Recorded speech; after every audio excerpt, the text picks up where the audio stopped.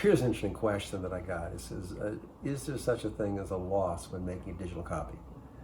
And this is sort of a frustrating thing because I've always felt there is, and I've taken a lot of flack from certain die-hard, AES types who basically say it's zeros and ones and there's no losses. Well, I haven't found that to be the case. And here's a reference point. Sometimes I'm making up demos, because I'm a speaker manufacturer. A lot of times I'll make up interesting demos, and I'll take, CDs, stuff I've done, other people, things I like. I'll take little sections and I'll assemble a kind of a collage of really fun pieces of music to play for folks. Because what I find is when they come into the booth to hit speakers, if I'm playing just one piece of music for the whole song, most people, if they like the piece of music, they might listen to it. If they don't like it, they'll walk out.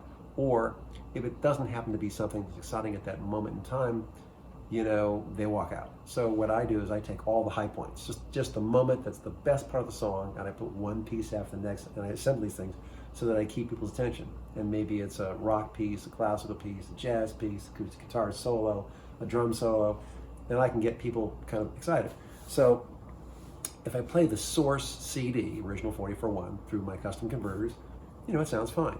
So when I started making these assemblies, I tried different ways of trying to copy the CDs, and I ended up, the best way is a pretty good mechanism to transfer it into the Pro Tools, and then I would assemble it and then come back out.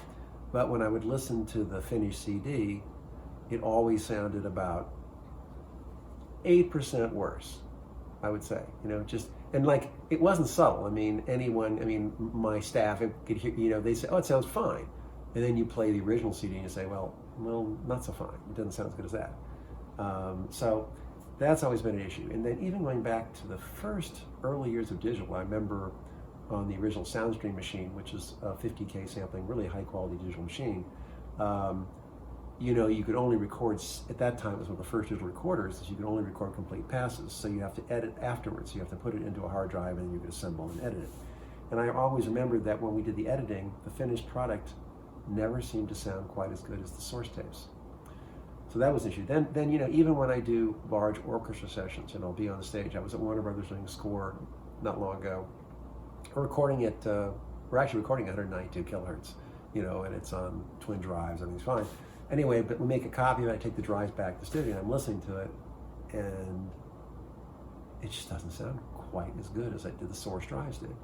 And so I have a constant frustration because I do find losses in digital, and they're very hard to define. And I talked to Bernie Grundman, who has been on mastering, about this in detail. He says, absolutely. He says that I can't tell you how many faux pas they have.